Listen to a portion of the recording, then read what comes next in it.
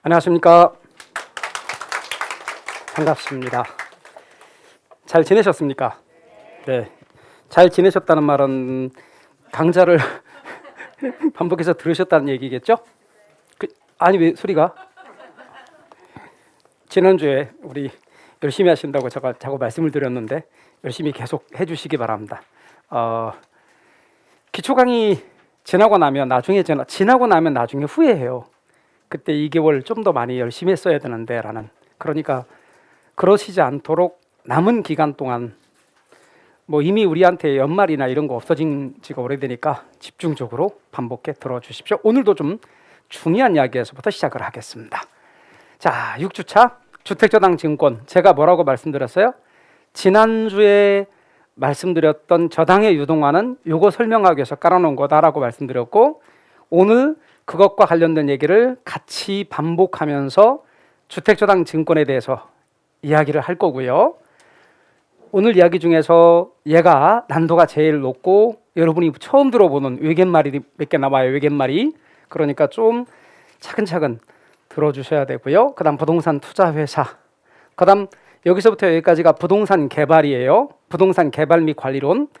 난도는 아주 비교적 평이한 편이고 득점하기 쉬운 파트 5문제가량 보통 출제되는, 그래서 다 맞아야 될 파트: 부동산 이용, 부동산 개발의 과정 및 위험 분석, 부동산 개발의 타당성 분석, 개발권 양도제, 민간의 부동산 개발 방식, 경제 기반 이론, 부동산 관리, 부동산 마케팅. 이게 오늘 주제입니다. 자, 그렇다면 주택저당 증권에서부터 시작하겠는데, M이 영어로 뭐라 그랬죠? 모기지. 그럼 저당, B는 팩트, 담보한다는 뜻, S는 증권을 가리키는 겁니다. 좀 이따 또 보여드리겠지만, 그러면 저당담보증권, 영어 직역하면 저당담보증권 혹은 1주택저당증권, 관련 법률에서는 주택저당증권. 그러니까 두 가지 말로 쓰일 수 있어요. 저당담보증권이라고 시험에 나온 적이 있어요. 저당담보증권 혹은 저당담보증권이라고 부르는데 그렇게 한 번 나온 적이 있고, 그 다음 시험에는 주택저당증권이라고 주로 나왔어요. 그래서 여러분 MBS, 자, 그거 설명하기 위해서 부동산 증권에 관한 이야기부터 우리 이야기를 시작하도록 하겠습니다. 자, 우선 증권이란 말이 뭐냐, 그거부터 영어로 이야기해야 되겠죠? 증권입니다. 영어로 읽어주실래요? 아니, 제가 영어가 더 쉬우니까 제가 어려운 한글 읽었잖아요. 자, 증권, 이거 뭐예요? 영어로 읽어주세요. 아, 그래요. 네. 그래서 앞으로 증권은 이렇게 S로 나타낼 거예요. 근데 이 증권은 뭐의 줄임말이냐면 유가증권의 줄임말이에요. 유가증권의 줄임말이에요. 그리고 일정한 권리나 금액이 기재되어 있어 자유롭게 매매나 양도 또는 증서 등이 가능한, 증여 등이 가능한 증서, 양도하거나 증여할 수 있는 그런 증서, 이것이 바로 증권, 우리가 보통 증권 이렇게 말하는 건데요. 이 증권에는 크게 뭐와 뭐로 구분한다고요? 주식과 채권으로 구분한다고요. 그러니까 주식과 채권을 싸잡아서 뭐라 그래요? 증권 그래요. 증권에는 주식과 채권이 다 들어가요. 그럼 주식이 뭐고 채권이 뭔가, 그런 기초적인 이야기 좀 해보자고요. 그러니까 우리가 필요하면 기초서에도 없는 그 단어에 관한 기초적인 용어부터 차근차근 기초과정에서 좀 이제 완전 기초적인 그 지식, 배경 지식들을 좀 쌓아보자는 취지에서 아주 기본적인 내용부터 이야기를 해보자고요. 자, 그럼 주식이 뭐냐 이거죠. 주식 영어로 읽어주실래요? 자신 있게 읽어요. 발음은 우리 서로 탓하지 말기로 해요. 자, 다시 한번요. 주식 뭐라고요? 네, 스톡. 근데 공부가 저렇게 많이 되신 분들 가운데서 기억에 남아있는 거야. 플로우가 유량이고 스톡이 저량인데, 스톡을 저량이라고도 하지만 주식이라고도 해요. 주식이에요. 그런데 이 주식은 회사에 자본을 납입했다는 증서. 그러니까 회사는 자금을 끌어들이기 위해서, 돈을 끌어들이기 위해서 이렇게 사람들한테 돈을 모으기 위해서 발행하는 증서인데요. 어떻게 하냐면 지분권을 팔아서, 삼성전자가 삼성전자의 지분권을 팔아서 자금을 조달할 때 그 지분권을 표시한 증서예요. 그러면 그걸 산 사람 입장에서는 회사한테 돈 냈다는 증서인 거죠. 그때 보통 회사를 운영을 하기 위해서 필요한 돈을 여러 사람들로부터 모으게 되는 겁니다. 그죠? 회사는 그렇게 되겠죠? 주식회사를 생각해 보세요. 제가 이렇게 말로만 딱 설명해도 되는데 말로 설명하고 나니까 다 잊어버렸다 그러는 분들이 있어요. 그래서 일부러 제 말로 설명할 걸 글자로 써서 이렇게 눈으로도 보고 설명도 들으라고. 그러면 회사는 돈을 투자한 사람들한테 정확히 얼마를 투자했는지 그거를 이제 줘야 될 거예요, 증서를. 그래서 증서를 나눠주게 되는데 이 증서를 주식이라 그래요. 근데 이런 회사를 주식회사라 그러고 이 증서를 주식이다 이렇게 표현해요. 그러면 회사에 돈을 투자한 사람, 돈을 납입한 사람을 주주라고 말을 하고요. 그리고 이 주주들은 회사의 주인인 거예요. 그래서 회사 경영에 참여할 수도 있고 그리고 이익을 나눠 받을 수 있어요. 이렇게 설명하면 또 이제 경영학 공부하신 분이나 조금 이쪽에 공부하신 분은 보통주하고 우선주가 다르잖아요. 또 이렇게 아는 척을 하시는 분들이 있어요. 자, 우리 좀 그러지 말고요. 초보자들 입장에서 한번 이야기를 해보자고요. 우리가 여기서 말하는 주는 그냥 보통주. 그래서 회사의 경영에 참여할 수 있다는 말은 주주총회에 참여해서 의결할 수 있어요. 그리고 또한 이렇게 배당소득도 받을 수 있어요. 그 다음에 주주들은 투자한 돈으로 회사가 사업을 해서 이익을 많이 내면 주주들이 이제 투자한 돈이 있어요. 주주들이 투자한 돈이 있으면 회사가 운영을 해서 수익을 많이 내면 그 돈은 나중에 이익 나는 것 중에서 주주들에게 많은 이익을 나눠줄 수 있겠죠. 배당 소득으로. 그런데 손해가 났네 회사가. 그렇지 않으니까 손해가 나면 주주들에게 이익을 나눠주지 못할 수도 있어요. 주식은 물건처럼 사고 팔 수 있어요. 그 주식이 거래가 되는 시장을 무슨 시장이라고 한다고요?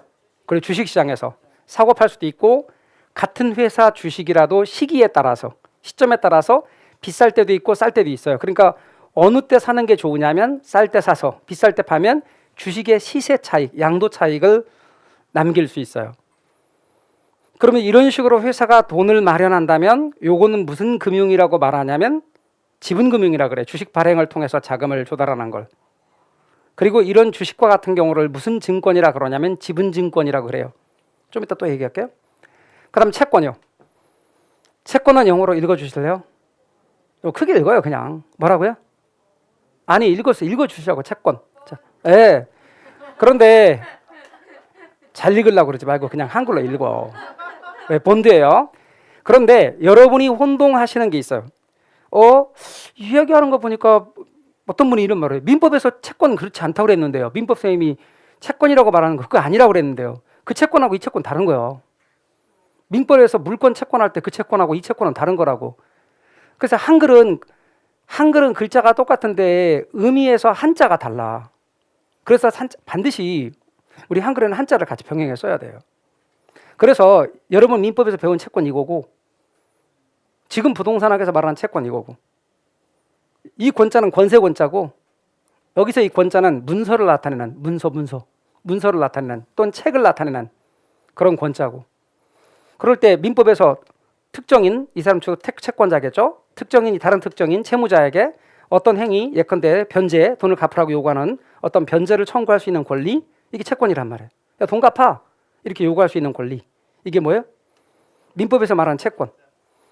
그런데 여기서 부동산학에서 금융에서 다루는 채권은 뭐냐? 돈을 빌리고 주는 증서. 회사가 돈을 빌리고 써주는 증서.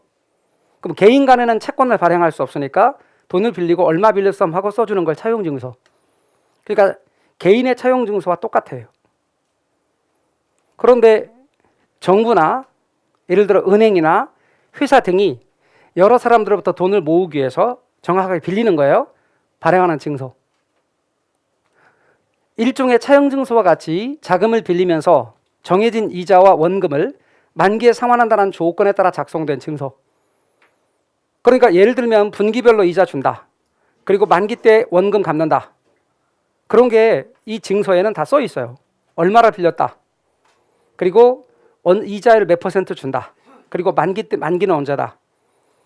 그래서 정부나 은행이나 일정한 요건을 갖춘 주식회사 등이 발행할 수 있어요. 아무나 채권을 발행할 수는 없고 정부가 발행할 수 있고 뭐 공사도 발행할 수 있고 은행도 발행할 수 있고 여기 정부는 중앙정부, 지방정부, 공사까지 포함하는 거예요. 그 다음 은행이 발행할 수 있고 일정한 요건을 갖춘 주식회사가 발행할 수 있어요. 그래서 정부가 발행하면 국채 그리고 공사가 발행한 것들은 공채 은행이 발행하는 은행채 회사가 발행하는 회사채를 다 싸잡아서 채권이라고 그래요. 이 회사채를 줄여서 그냥 사채라고도 말해요. 사채 썼다라고 하는 그 사채 아니에요? 회사할 때 사채 말하는 거예요. 개인이 돈을 빌려 쓰는 사채 말고. 채권을 산 사람들에게는 약속된 날짜에 정해진 이자를 지급하고 나중에 원금도 돌려주게 된다는 거예요. 또 채권은 정해진 기한이 있는데 그 정해진 기한이 도래되면 빌려준 원금하고 이자를 받을 수가 있게 돼요. 그럼 이제 지분증권, 부채증권 이야기할 텐데 이 채권은 부채증권에 들어가요. 그럼 이제 지분증권, 부채증권 이야기하기 전에 우리 지분권을 팔아서 자기 자본을 조달하는 것 이렇게 지난주에 강좌에 이야기했는데 다시 한번 지분권에 대해서 이야기해보자 말이에요. 이제 이 내용들을 공부했으니까 지분권이 뭐고 저당권 설정을 통해서 자금을 조달한다라고 할 때 저당권의 개념도 다시 한번 이야기해보자고요. 지분권은 대상 부동산에 대해서 지분 투자자가 가지는 권한이에요. 지분 투자자는 자기 자본 갖고 투자하는 보통의 투자자, 일반적인 투자자를 가리키는 것이 지분 투자자. 그러면 그 대상 부동산에 대해 지분 투자자가 가지는 권한이 지분권이에요. 그러면 주식이면 주식에 대해 지분 투자자가 가지는 권한, 그 주식회사의 지분만큼을 지분 투자자가 가지는 권한이 바로 지분권이 돼요.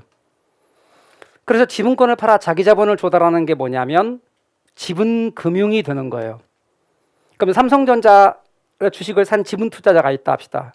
근데 그 주식의 경우는 삼성전자 전체에서 몇 퍼센트 이게 되겠죠.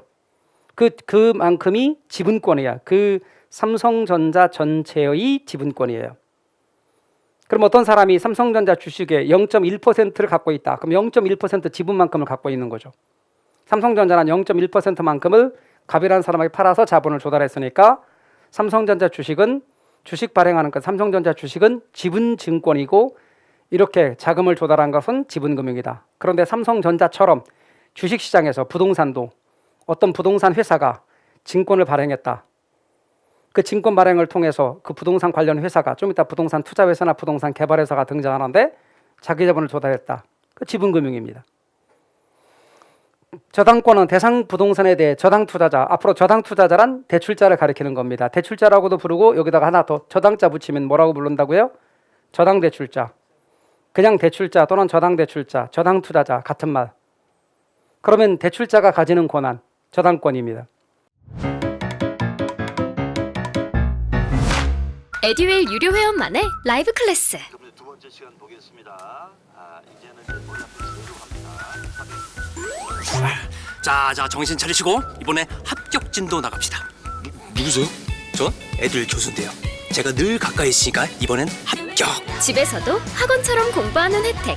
오직 에듀윌 유료 회원에게만. 에듀윌. 우와, 진짜 가까이 계시네요.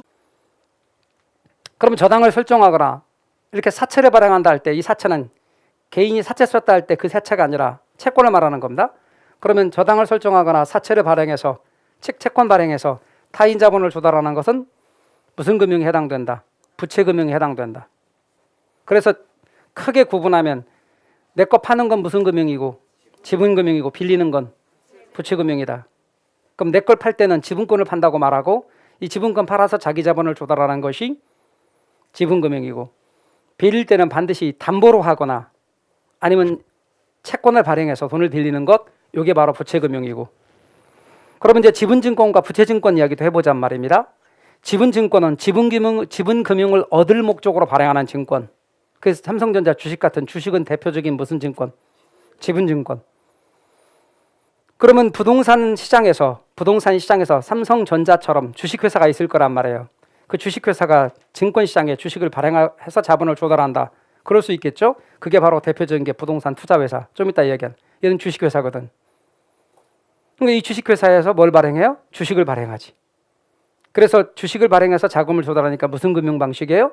지분금융. 이렇게 원리를 이해하면 외울 필요가 없는데 지분금융을 막 해놓고 막 외우는 거야. 앞잡아서. 그러면 외운 것밖에는 못 푸는 거야. 외운 거 아닌 거. 내가 5개 외웠거든? 근데 시험에 출제자가 생각한 거야. 틀림없이 5개밖에 안 외웠을 거야.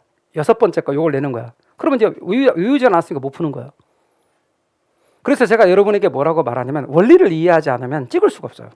그래서 이렇게 하는 건 다 지분금융. 그 삼성전자 주식 같은 것이 부동산에는 부동산 뮤추얼 펀드라고 표현해요. 뮤추얼 펀드.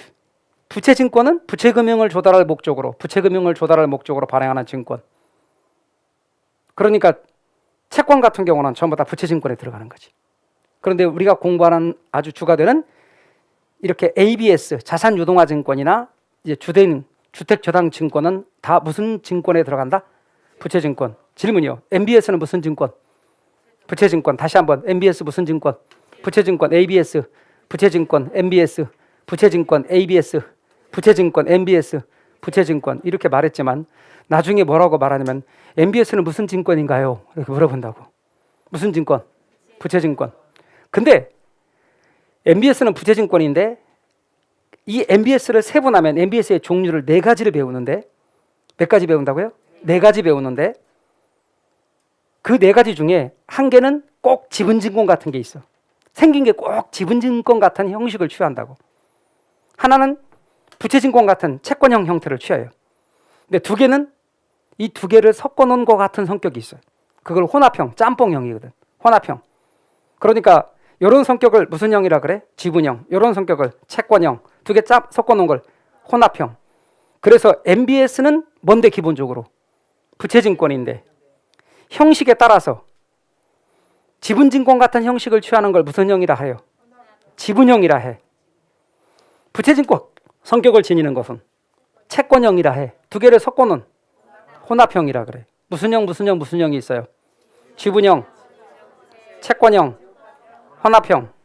진짜 많이 반복하셔야 돼. 이게 안 하던 말들은 자꾸 그래. 저처럼 같은 거를 몇십 번, 몇백 번 반복했는데도 불구하고 머릿속에는 이렇게 말해야지 그러놓고 말을 반대로 말하는 그런 경우도 진짜 많거든요. 하다 보면은. 그래갖고 막 그래갖고 또 집에 가서 강의 어때 찍었으니까 그냥 자막 갖다 입히고 분명히 저는 바르게 머릿속에 생각해서 바르게 말했거든. 근데 이분 혼나온 거야. 그런 거 있다니까. 가격은 올라가요. 화살표 이렇게 그리고.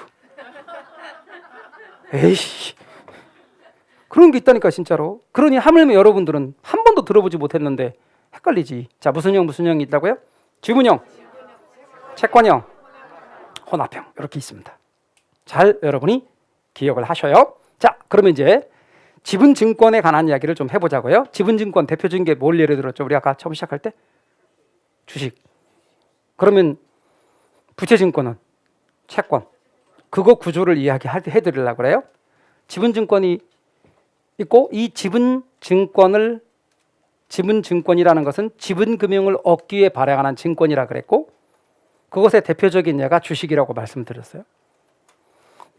부채증권, 부채금융 얻기 위해 발행하는 증권이고 대표적인 건 채권이라고 말씀드렸어요. 근데 어느 회사가 있는데 이 회사의 자산가치가 1억 원이라네. 근데 이 회사가 1억 원이라는 자산가치를 가지고 있는 이 회사가 자금을 조달하려고 하는데 다시요. 자금을 조달하려고 하는데 지분권을 팔아서 자금을 조달하려고 해요. 그러면 지분권을 팔아 자금을 조달한다?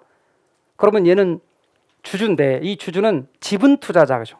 일반적인 투자자를 가리켜서 지분 투자자라 그러거든요.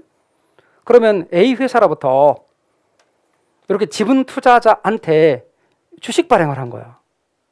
그럼 주식 발행을 해서 지분 투자자, 따라서 지분증권이란 말이에요. 그래서 이렇게 주식 발행을 했어요. 얼마치? 1억만큼. 그럼 1억만큼 팔았네? 자, 1억만큼 팔으면 돈이 얼마 들어오게요? 1억 들어와, 1억. 현금 1억 들어와요. 1억만큼 들어옵니다. 그리고 얘는 주주입니다. 그러면 주주는 주주총회에 참여해서 이렇게 의결할 수도 있고 배당소득을 받을 수도 있습니다. 그리고 주식매매 차익도 얻을 수 있습니다. 그 다음에 아까 1억만큼 샀고 1억이 들어오기 때문에 요거를 초과담보가 없다라고 표현하는데 이게 뭘 말하는지 좀 이따 이야기해 보겠습니다. 그 다음에 얘는 수익이 되게 높습니다. 배당소득 받을 수 있고 주식매매 차익도 얻을 수 있으니까. 그 다음에 위험도 높습니다. 수익도 높고 위험도 높다. 부채증권 이야기 좀 합시다. 이제 얘가 전체 자산가치가 1억인데 투자자들한테 우리 회사 이렇게 다 자산 공개 다 했으니까 기업 공개했으니까 자산가치 보고 우리 회사 믿고 좀 돈 좀 빌려다오 그렇게 한 겁니다. 그러면서 얘는 뭐를 발행했을까? 네, 채권 발행했겠지. 그래서 이렇게 채권을 발행해서 돈을 빌리는 겁니다. 부채증권이죠. 누구한테? 빌리는 사람, 빌려주는 사람을 뭐라고 하냐면 저당대출자, 저당투자자라고 그랬죠. 그 얘는 투자자가 저당투자자인 셈이지. 그러니까 일종의 기업의 회사채 같은 걸 산 사람은 일종의 저당 투자자인 셈이에요. 그럼 이쪽으로 돈이 간단 말이에요. 돈이 가는데 여러분이 자 어떤 걸 한번 생각해 보세요. 은행이 갑돌이에게 1억을 빌려줘. 근데 은행이 갑돌이한테 1억을 빌려줄 때 갑돌이한테 그냥 갑돌이 딱 관상을 보니까 참 착하게 생겼어. 그래서 이렇게 빌려줘. 난 너 믿고 빌려줘. 이렇게 빌려주는 거 봤어요? 안 봤어요? 안 봤어요. 그렇게 안 빌려줘. 은행은. 그러면 어떻게 해요? 은행이 돈을 빌려주려면 어떻게 해요? 반드시 담보가 있어야 돼요. 그러니까 이제 갑돌이가 돈을 빌리러 갔는데 친구 을돌이가 따라갔어. 갑돌이가 뭐라고 말했냐면 돈을 빌리면서 은행아 너 나를 못 믿어서 그러는 모양인데 나는 한 번도 지금까지 남한테 돈 빌리고 안 갚은 적이 없는 착한 사람이야. 그랬더니 옆에 따라간 친구 을돌이가 내가 보증해요. 이 사람 진짜 돈 항상 갚았던 착한 사람이에요. 그러니까 빌려줘요? 이 두 사람 다 안 믿어요. 은행은 절대 안 믿고 뭐를 믿냐면 부동산 믿어. 왜? 갑돌이는 발 달려서 도망갈 수 있어요. 그러니까 도망 못 가는 그 부동산을 믿는데 부동산을 담보로 하고 돈을 빌려주는데 그래서 부동산 담보 있냐? 그러니까 부동산 있다? 저 있는데 우리 저 시골에 가면 밭이 있는데 2천만 원 있어. 2천만 원짜리 밭. 그거 담보로 해서 1억 빌려줘. 빌려주죠 그러면? 안 빌려줘요. 왜 안 빌려줘요? 담보 가치가 빌려준 분보다 작잖아요. 그러면 나중에 얘가 돈 못 갚으면 얼마밖에 회수 못해? 2천만 원밖에 최대 2천만 원밖에 회수 못 하잖아. 그러니까 빌려준 분보다 담보를 더 많은 담보를 설정해. 그래서 여러분이 1억을 빌리면 근저당 설정할 때 보통 몇 퍼센트? 그래 120% 이렇게 설정한다고. 그래서 딱 보면 거기에 1억 채권 초구액 1억 2천 이렇게 설정돼 있어. 그러면 왜 은행 갖고 나 1억 빌렸는데 왜 여기다 1억 2천 설정해서 은행이 나중에 얘가 돈 못 갚으면 법적으로 해서 경매 같은 걸 통해서 빌려야 되니까 재반 비용도 들어가잖아. 은행 이자도 있을 거 아니야. 그러니까 최대 1억 2천까지도 회수할 수 있다는 얘기지. 이해 가셨어요? 담보를 초과해서 설정해. 항상. 그러니까 돈을 빌려주면 처음부터 1억보다 작게 빌려줘야 된단 말이죠. 그리고 얘는 정해진 이자 받아. 얘가 사업이 잘 됐다고 더 받는 것도 아니라고. 딱 정해진 이자만 받아. 담보를 항상 이렇게 초과해서 설정한다고. 이거 초과담보라고 그러는 거예요. 얘가 안전을 꾀하는 방법. 그것은 여러 가지가 있는데 믿을 만한 기관, 갑돌이 따라간 을돌이 믿지 않고 진짜 믿을 만한 기관에서 보증을 하거나 아니면 이렇게 담보를 초과로 설정하는 방법이에요. 그래야 안정성을 확보할 수 있거든. 그래서 얘는 돈 빌려준 게 아니야. 어차피 얘가 얘 거야.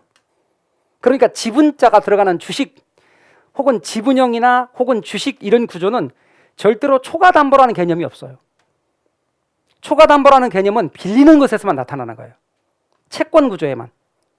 다시 하면 채권 통해서 발행하는 부채금융에서만 그렇죠. 초과담보라는 개념이 나오고 지분금융에서는 절대로 초과담보라는 개념이 나오질 않아요.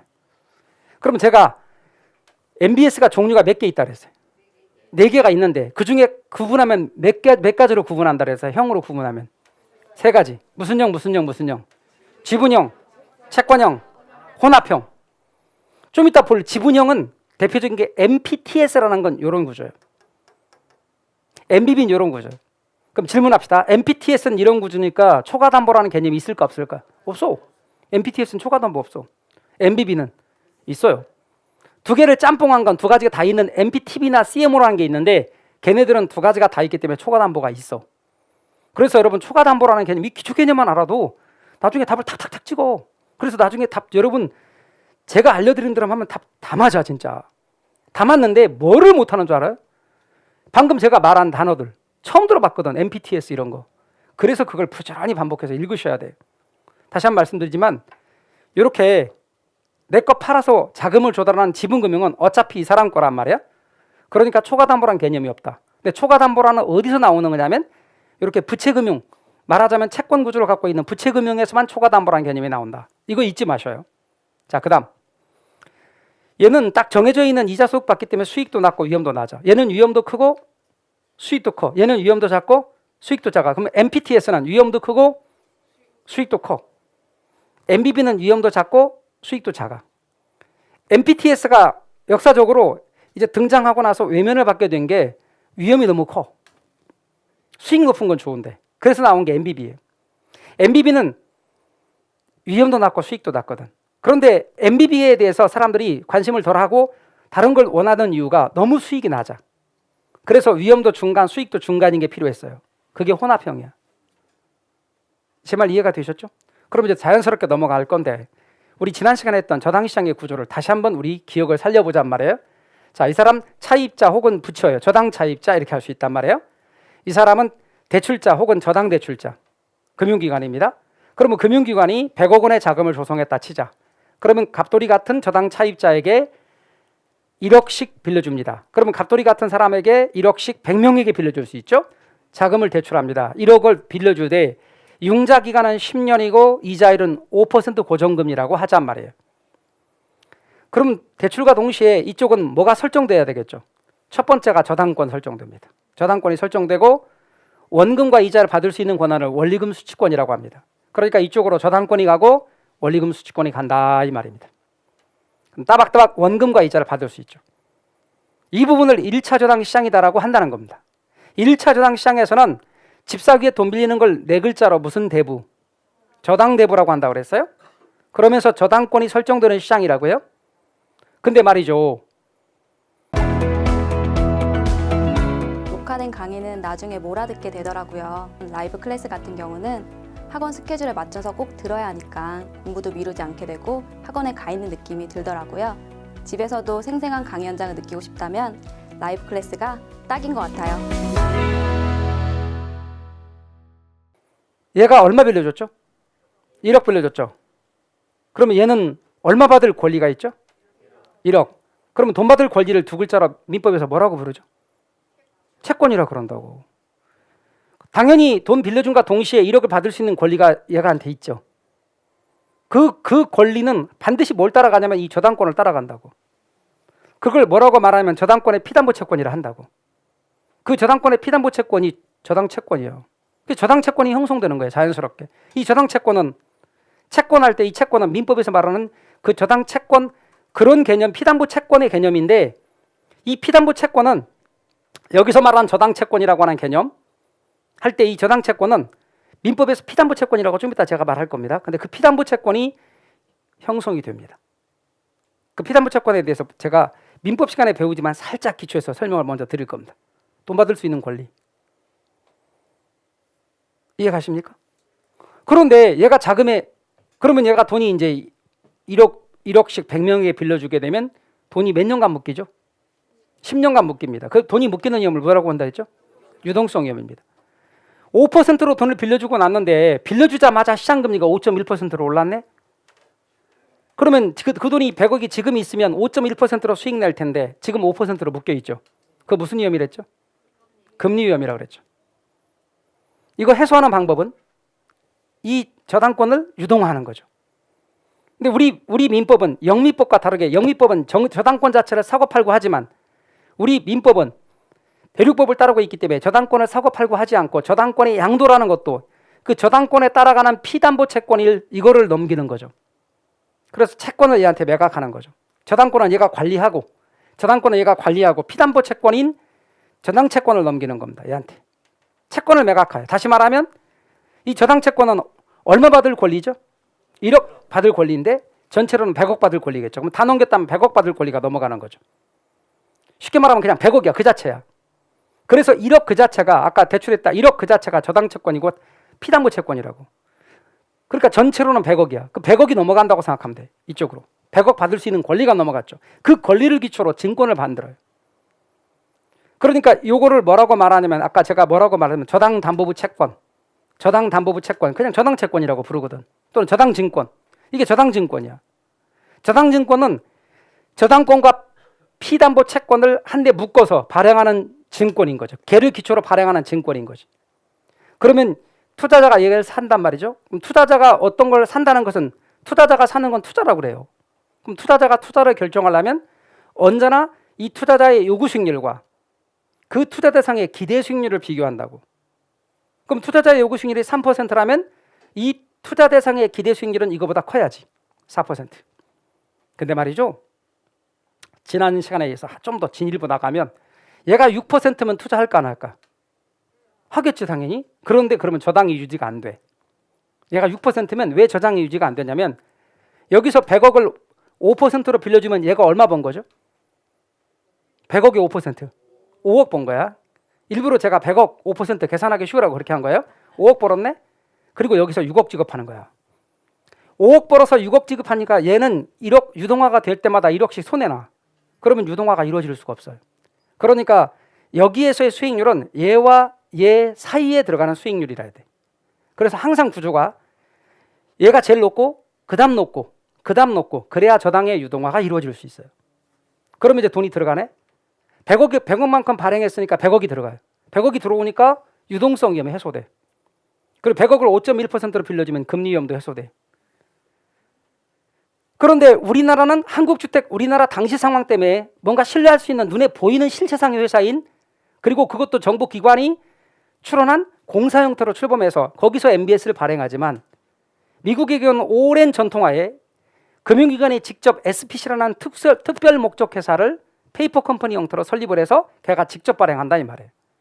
미국은 이렇게 하고 있는 것을 우리가 그걸 따라왔지만 우리는 당시 상황 때문에 이렇게 할 수 없어서 얘가 실체상 회사, 얘를 통해 한다는 것입니다. 여러 가지 이유가 있습니다. 이 부분을 2차 저당 시장이다라고 그래요. 2차 저당 시장에서는 저당의 유동화가 이루어지는 시장, 그리고 이때 만들어졌던 저당 채권이 넘어가는, 유통되는 시장. 결과적으로 이 저당의 유동화로 말미암아 돈이 들어왔죠. 돈이 풍부해졌죠. 유동성, 현금입니다. 현금이 풍부해지니까 유동성이 해소되고 금리 위험도 해소된다 그 말이죠. 우리는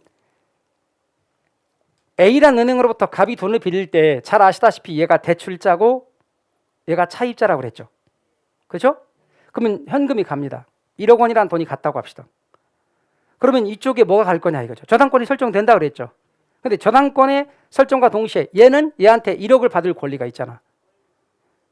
1억을 받을 수 있는 권리를 뭐라고 한다 그랬어요? 아니, 원리금 수취권은 매달 원금과 이자를 받을 수 있는 권한이야. 그거 말고 채권이 형성된다 그랬잖아.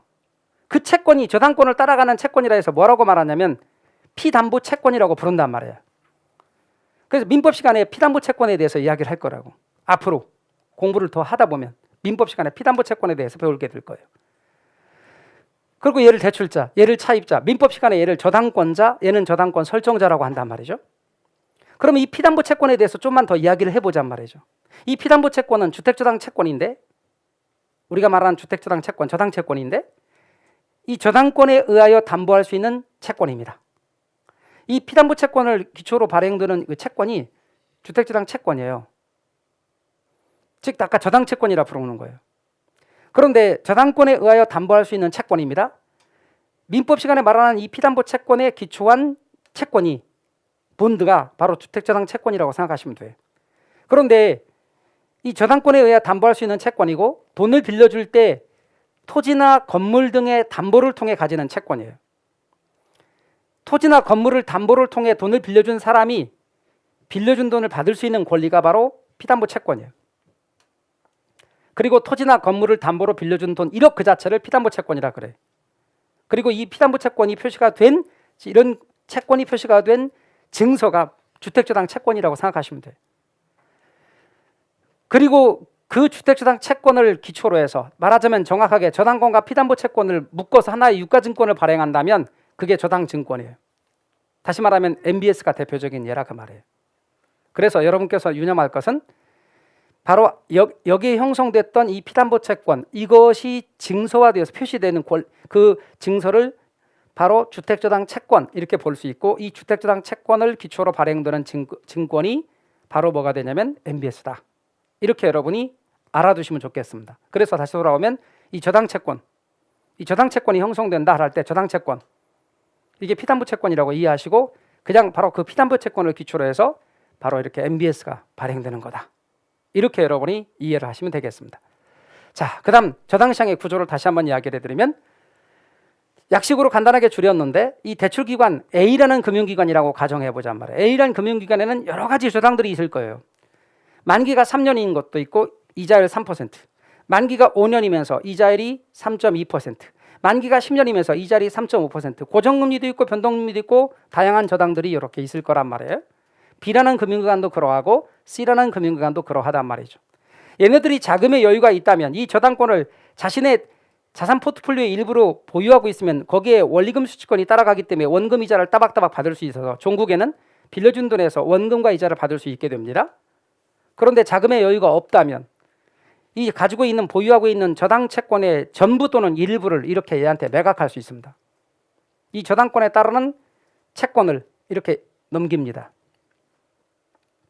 그러면 채권을 이렇게 매각을 하게 되면 한국주택금융공사로 우리나라는 다 모인다 그랬어요. 그리고 여기서 유사한 것끼리 이렇게 분류합니다. 그래서 유사한 것끼리 분류한다는 말은 만기도 그렇고 융자 조건이 유사한 것끼리 같이 모아놔요. 또 이렇게 유사한 것끼리 모읍니다. 유사한 것끼리 모아서 이걸 기초로 해서 발행하고 MBS를 발행합니다. 그럼 이제 우리는 영어로 뭐라고 말하냐면 유사한 저당들끼리 모였기 때문에 이게 영어로 저당을 뭐라고 부른다 그랬죠? 모기지. 한데 모아놓은 거를 담아놓은 거를 모기지 풀이라고 부른다 했어요. 그리고 그 모기지 풀을 우리말로 뭐라고 할 거냐? 저당 풀 혹은 저당 집합 등으로 말하는데 시험에 뭐라고 나왔냐면 24회 때 주택저당 채권이잖아요. 그걸 다 모았잖아. 그럼 주택저당 채권 집합물이라고 말했단 말이에요. 주택저당 채권 집합물이라고 일단 머릿속에 기억하자 말이에요. 모기지 풀을. 그런데 다른 말로 뭐라고도 말하냐면 저당들을 모았다 해서 저당 집합이라고 말하기도 해요. 저당 집합, 저당 집합.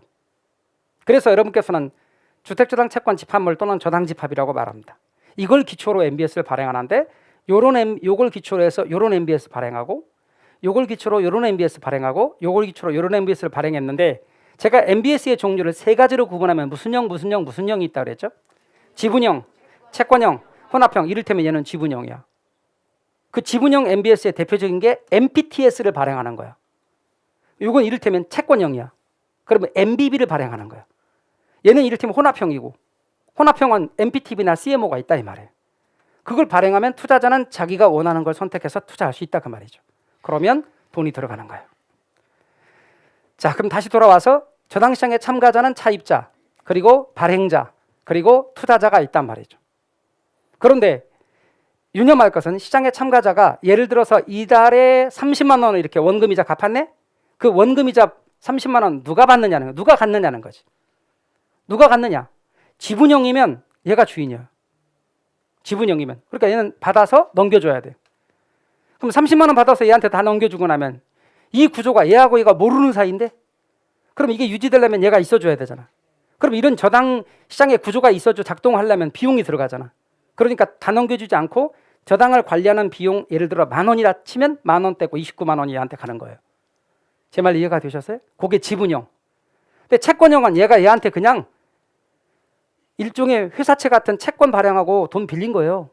그러니까 얘가 30만 원 갚았다고 해서 얘한테 30만 원이 넘어가는 게 아니야. 얘가 받는 권한이 있는 게 아니니까 그냥 얘가 하자. 그리고 딱 정해진 날짜에 이자 주고 만기 때 원금 갚는 거예요. 그게 MBB, 채권형.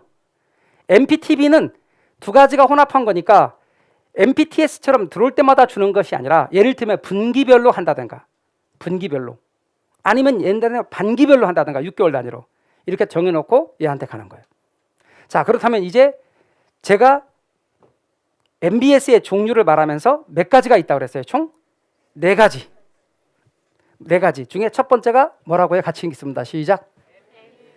다시 한번 합니다. 시작. 한 번만 더 합니다. 시작. 이게 제일 중요해.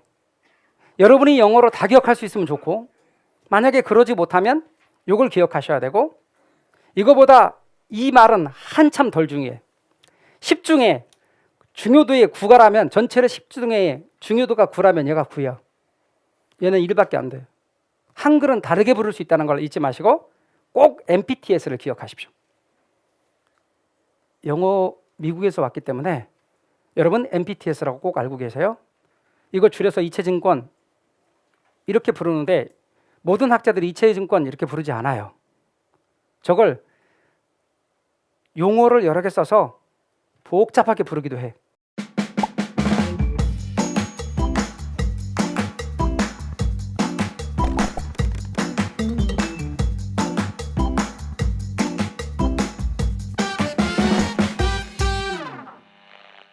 그러니까 학자마다 부르는 말이 다르면 우리가 이해할 수 없기 때문에 꼭 MPTS라고. 그런데 모든 학자가 똑같이 다 MPTS라 불러요. 이게 지분형이에요.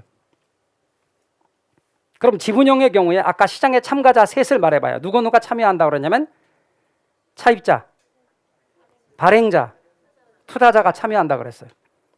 그럼 이제 아까 저당시장을 약식으로 줄여놓은 거예요. 그러면 MPTS 투자자가 MBS 중에서 어떤 걸 샀냐면 지분형인 MPTS를 샀다고 가정하잔 말이에요. 그러면 투자자가 어떤 권한을 가지게 되냐면 첫 번째, 원금과 이자를 받을 수 있는 권한인 원리금 수취권을 가지게 되고, 두 번째, 주택저당 채권 집합물이라고 그랬죠. 그것에 대한 소유권도 투자자가 가지게 되는 거예요. 우린 저당권이라고 말하지 않고 주택저당 채권 집합물, 그것에 대한 소유권. 같이 하실래요? 시작. 두 번째요. 다시 한번 이제 시작. 시험에 나온 말이에요. 얼마나 생소합니까? 자꾸 반복하셔야 돼. 두 가지 다 누가 가진다고? 투자자가 가져. 지분형은. 그리고요, 30만 원 이렇게 갚았대. 그럼 저당관리 비용이 10,000원이라고 쳐. 그럼 10,000원 떼고 누구한테 준다고? 29만 원 얘한테 줘. 얘가 원리금 수취권 가지니까. 그 다음에 조기상환을 했다 합시다. 만기가 되기 전에 갚아버리는 걸 조기상환이라 그러거든요. 조기상환 해버리잖아요. 바로 조기상환 해버려. 얘한테. 그럼 조기상환 위험은 누가 부담하느냐? 당연히 투자자가 조기상환 위험을 부담해. 원리금 수취권 따라가는 게 조기상환 위험인데, 조기상환 위험을 다른 말로 뭐라고 하냐면 만기가 되기 전에 갚는 위험, 만기 전 변제 위험이라 그래요. 자, 파란색 같이 합니다. 시작. 그 다음 가로 합니다. 시작. 같이 합니다. 시작. 무슨 뜻이냐면 예정된 상환일, 즉 만기보다 대출원금을 미리 상환하는 거예요. 그럼 어떤 분은 이렇게 말해요. 아니 미리 갚으면 안 갚은 게 문제지 미리 갚는 게 뭐가 문제인가요? 이렇게 물어보는 분이 있어요. 얘는 돈을 빌려주면서 10년간 계획하고 원금 이자 받을 계획을 했거든요. 수익 내려고. 그런데 얘가 1년 만에 갚아버렸네? 그럼 앞으로 9년 동안 받을 원금 이자 수익 깨져나갔잖아. 그걸 뭐라고 하냐면 조기상환 위험이에요. 그러니까 조기상환 위험도 누가 부담한다? 투자자가 부담하는 거예요. 요게 뭐다? MPTS. 그래서 얘는 수익도 높지만 위험도 높아. 위험도 얘가 부담하니까. 수익도 얘가 가져가고. 제 말 이해가 되셨죠? 이 구조를 이해하시는 게 제일 중요하다고. 이런 거 막 외우는 게 중요한 게 아니라. 그 다음 MBB. 뭐라고요? 같이 합니다. 시작. MBB요. 그거를 저당담보부 채권이라고 부르는데 이건 비교적 한글이 부르는 학자들이 비슷하게 읽어요. 그럼에도 불구하고 MBB란 말을 꼭 기억하십시오. 얘는 채권형. 그러니까 채권형이니까 투자자가 MBS를 샀는데 채권형 MBB를 샀다. 그 말은 결국 얘한테 채권, 거부드 본드 같은 채권을 발행하고 돈을 빌린 거예요. 그래서 MBB에 투자했다는 말은 결국은 얘를 돈을 빌렸다. 그래서 얼마 빌렸느냐, 그리고 언제 이자 주고 원금 갚는다. 이걸 하는 거예요. 그러면 발행자가 무슨 권한을 가지냐면 두 가지 권한을 발행자가 다 가져 그대로. 투자자는 권한이 없어. 얘는 단지 아까 말한 것처럼 채권을 발행했으니까 얘는 돈 받을 권리가 채권이 형성된 거야. 그거밖에 없어. 원리금 수취권과 주택저당 채권 집합물에 대한 소유권을 발행자가 가지거든요. 그러니까 30만 원을 얘가 갚았다? 30만 원 얘한테 넘겨주는 게 아니에요. 29만 원 넘겨주는 게 아니야. 정해진 날짜에 이자 주고 만기 때 이 원금 갚으면 되는 거예요. 그러니까 이 두 가지 권한을 발행자가 가지고요. 만약에 조기상환 했다고 해서 얘한테 조기상환 못해. 조기상환 위험도 누가 부담한다? 발행자가 부담을 해. 따라서 조기상환 위험은 발행자가 부담한다. 따라서 얘는 조기상환 못한다. 얘는 발행자가 권한을 가지는 거예요. 그 다음 MPTB. 얘는 혼합형. MPTB는 지불이체 채권이라 부르는데 MPTB라고 꼭 기억하십시오. 뭐라고요? MPTB. 그러면 투자자가 MPTB에 투자했다고 합시다. 그런데 얘는 혼합형이기 때문에 투자자는 원리금 수취권을 가져. 원금이자 받을 수 있는 권한을 가지는 대신에 주택저당 채권 집합물에 대한 소유권은 발행자가 가져. 그러니까 투자자가 원리금 수취권을 가지는 건 지분형. 그 다음에 발행자가 주택저당 채권 집합물에 대한 소유권을 가지는 건 채권형이 되는 거예요. 그래서 지분형과 채권형 혼합형이라는 겁니다. 절대로 이거 잊지 마세요. 얘는 지분형, 얘는 채권형. 두 가지 합쳤으니까 혼합형이 되는 거예요. 자, 그러면 30만 원 갚았다 합시다. 30만 원 갚으면 30만 원은 원리금 수취권을 투자자가 가지니까 얘한테 넘겨줘. 다만 MPTS처럼 들어오자마자 달마다 넘겨주는 건 아니고 정해진 날짜, 분기별로 혹은 반기별로 넘겨줘. 그래서 결과적으로 이쪽으로 가고 조기상환 하잖아요. 조기상환위험도 투자자가 부담해.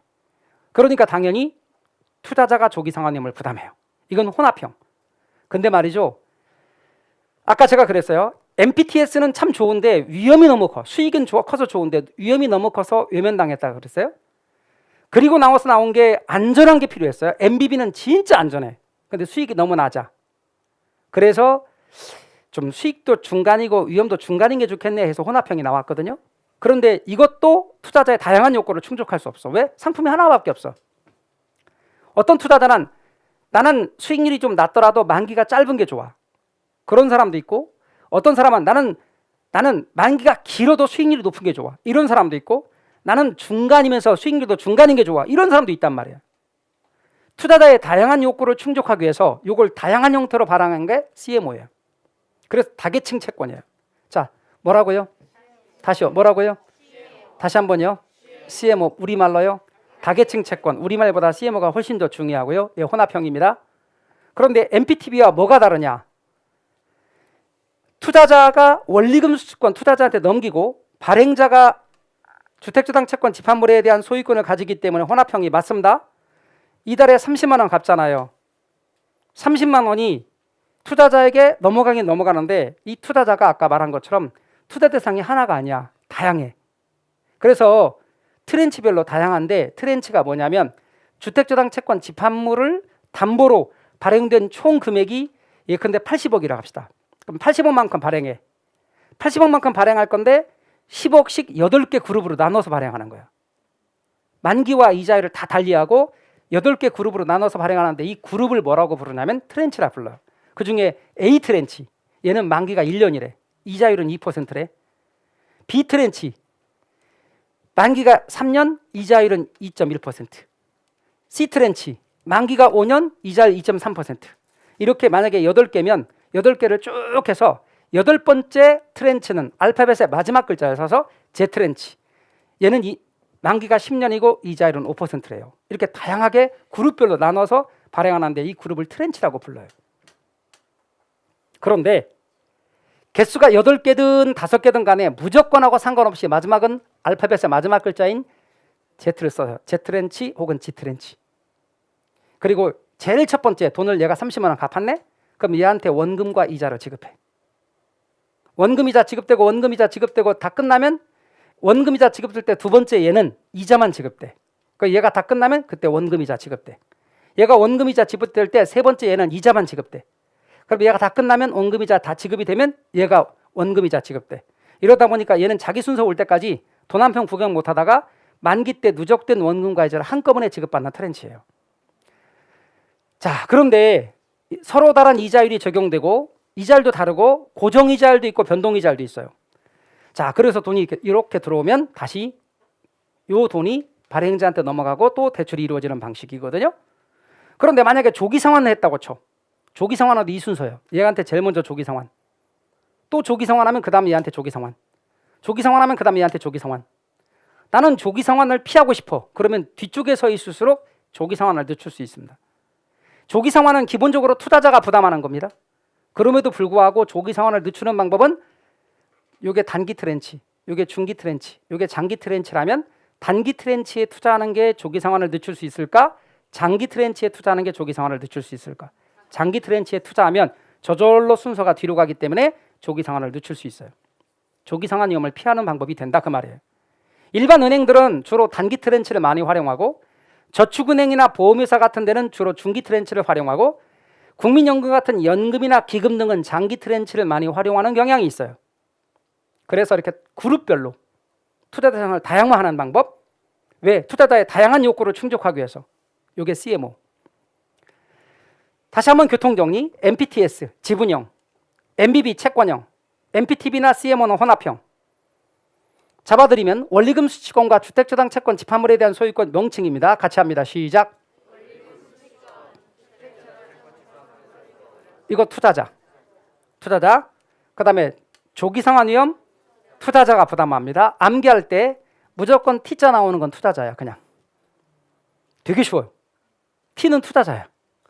그 다음에 원리금 수취권, 주택저당 채권, 집화물에 대한 소유권, 채권형은 발행자. 그리고 조기상환위험도 발행자. B가 어디서 나왔든 B가 나오는 건 그냥 발행자야. 그래서 쉬워요. T는 투자자, B는 발행자. 그리고 혼합형은 원리금 수취권 투자자, 주택저당 채권, 집화물에 대한 소유권 발행자, 조기상환위험 따라가니까 투자자. 그런데 T자와 B자가 함께 있으면 혼합형이야. 없어도 혼합형.